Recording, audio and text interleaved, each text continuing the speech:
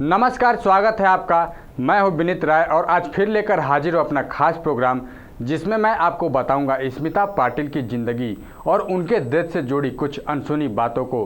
बॉलीवुड की अभिनेत्री स्मिता पाटिल एक ऐसी अदाकारा थीं जिनको पर्दे पर देखकर ऐसा लगता था कि ये अभिनय कर रही हैं या फिर ज़िंदगी को पर्दे पर जी रही हैं। अपने किरदारों में खो जाना उनकी सबसे बड़ी खासियत थी और अपनी अभिनय यात्रा में उन्होंने तमाम कीर्तिमान गढ़े थे।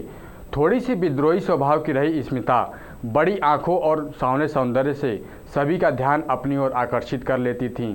एक्ट्रेस स्मिता पाटिल को गुजरे हुए 29 साल हो गए हैं और महाराष्ट्र में जन्मी स्मिता 13 दिसंबर 1986 को चाइल्ड बर्थ कॉम्प्लिकेशन के चलते दुनिया को अलविदा कह गई थीं।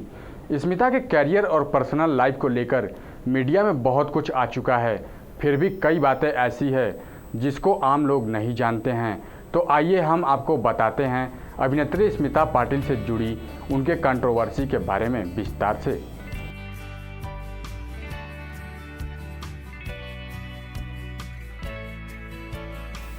स्मिता पाटिल का जन्म 17 अक्टूबर सन 1955 को हुआ था।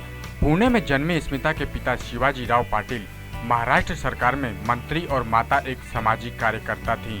उनकी शिक्षा मराठी माध्यम के एक स्कूल से हुई थी और उनका कैमरे से पहला सामना टीवी एंकर के रूप में हुआ था।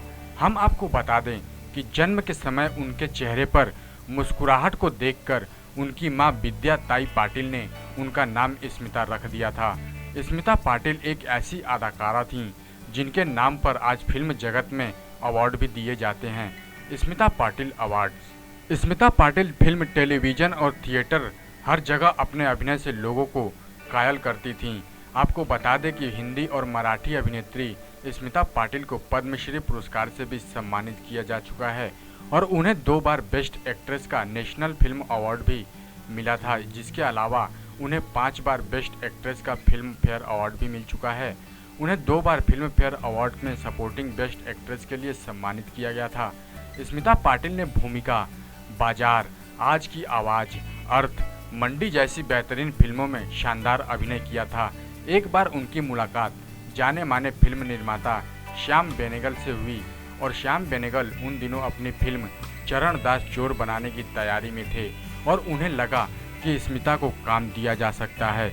दरअसल बेनेगल की आंखों ने पहचान लिया था कि ये आगे चलकर चमकने वाला सितारा साबित होगा और उन्होंने स्मिता को अपनी फिल्म में एक छोटी सी भूमिका निभाने का अवसर भी दिया।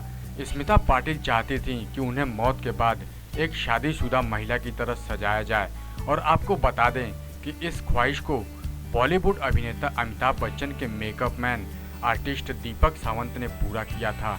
जब स्मिता की मौत हो गई तो उनके शव को 3 दिनों तक बर्फ में रखना पड़ा था क्योंकि उनकी बहन अमेरिका में रहती थी और उन्हें आने में वक्त लग रहा था। जब स्मिता की शव यात्रा निकली तो उससे पहले दीपक ने ही स्मिता के शव का सुहागन की तरह मेकअप किया था।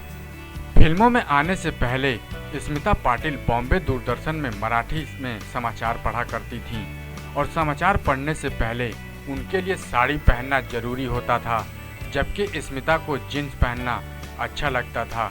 तो स्मिता अक्सर न्यूज़ पढ़ने से पहले जीन्स के ऊपर ही साड़ी लपेट लिया करती थी।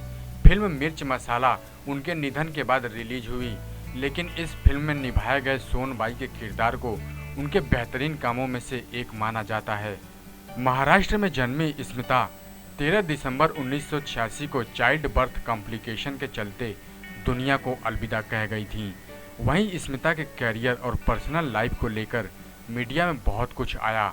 मेकअप आर्टिस्ट दीपक सावंत की माने तो उन्होंने स्मिता का पहला मेकअप उनके बाथरूम में किया था और मौका था 1982 की फिल्म भीगी पलके की शूटिंग का, जिसका सेट कटक उड़ीसा में लगा था। उस दौरान स्मिता ने पहले दीपक से सलाह ली कि उन्हें मेकअप करना चाहिए या नहीं। दरअसल साल में 8-8 फिल्में करने के साथ वो कभी मेकअप यूज नहीं करती थीं और दीपक ने बताया कि मैंने उनसे कहा कि आप 8 फिल्में करती हैं तो कोई बात नहीं, लेकिन ये कमर्शियल फिल्म है और उसमें अगर आप मेकअप करती हैं तो अच्छा होगा आपके लिए। दीपक के अनुसार सेट पर लाइट कम होने के चलते मेकअप नहीं कर सकते थे, इसलिए उन्होंने बाथरूम में स्मिता का पहला मेकअप किया। वो और बताते हैं कि मैंने बाथरूम में देखा कि वहाँ एक ट्यूबलाइट थी, तो मैंने स्मिता को कहा कि यहाँ मेकअप कर सकते हैं और वो राजी हो गई। जिसके बाद हमने बेसिन के ऊपर प्लाईवुड और उसके ऊपर एक तौलिया डाला, फिर उस पर बैठाकर स्मिता का मेकअप किया था। जिसके बाद जब वो सेट पर गईं तो हर कोई देखकर उन्हें दंग रह गया था और सबने उनकी खूब तारीफ की थी। दीपक ने उस दौरान बताया कि स्मिता ने इस मेकअप के बाद अपनी आने वाली फिल्मों के लिए उन्हें पर्सनल मेकअप आर्टिस्ट रख लिया था। कहा तो ये भी जाता है कि स्मिता पाटिल की अंतिम इच्छा थी कि उनके निधन के बाद उनकी बॉडी को दुल्हन की तरह मेकअप किया जाए और मेकअप आर्टिस्ट दीपक ने वैसा ही किया था जैसे उनकी अंतिम इच्छा थी। राज बब्बर ने फिल्म इंसाफ के तराजू से अपनी पहचान बनाई थी और निकाह, प्रेम गीत और आज की आवाज़ में उनके अभिनय की सराहना भी हुई थी। आज की आवाज़ में उन्होंने उस समय की बेहतरीन एक्ट्रेस स्मिता पाटिल के साथ काम किया था। फिल्मों के साथ स्मिता पाटिल राज बब्बर की रियल लाइफ हीरोइन भी बन गई थीं और उस समय राज शादीशुदा थे और उनके 2 बच्चे भी थे। आपको बता दें कि स्मिता की मां ने उनके और राज को रिश्ते को नकार दिया था, लेकिन सबके खिलाफ जाकर दोनों ने एक साथ रहना शुरू कर दिया और उन सब के बावजूद भी स्मिता के प्यार में राज बब्बर इस कदर खोए हुए थे कि उन्हें जमाने की बिल्कुल सुध न रही और दोनों ने 80 के दशक में लिव इन में रहना शुरू कर दिया। उस समय बिना शादी के एक कपल का साथ रहना समाज में बहुत बड़ी बात होती थी, लेकिन उन लोगों ने इन सब की परवाह ना करते हुए दोनों ने एक दूसरे को हमेशा के लिए अपना लिया। आपको बता दें कि स्मिता पाटिल की जब डेथ हुई तो कहा जाता है कि बच्चे को जन्म देने के दौरान ही उनका निधन हो गया था। जो उनसे बच्चे का जन्म हुआ उसका नाम प्रतीक बब्बर है और वो भी बॉलीवुड में एक अभिनेता हैं। खबरों के मुताबिक कहा जाता है कि राज बब्बर और प्रतीक यानी इन बाप बेटों के बीच में अच्छा रिश्ता नहीं है और ये एक दूसरे से अलग रहते हैं। स्मिता पाटिल की निजी जिंदगी हमेशा सवालों में बंधकर रह गई और फिल्मों में बहुत ही बोल्ड सीन देने में संकोच ना करने वाली स्मिता अपनी असली जिंदगी में बहुत ही शांत स्वभाव की अभिनेत्री थीं, लेकिन राज बब्बर के साथ उनके संबंधों ने दुनिया के निगाहों में घर तोड़ने वाली एक महिला का नाम दे दिया था। यहाँ तक कि राज बब्बर ने स्मिता पाटिल से शादी करने के लिए अपनी पहली पत्नी को भी छोड़ दिया था, लेकिन शायद किस्मत को कुछ और ही मंजूर था। और आपको बता दें कि शादी के कुछ समय बाद ही पुत्र प्रतीक बब्बर को जन्म देने के बाद 13 दिसंबर 1986 को उनका निधन हो गया था।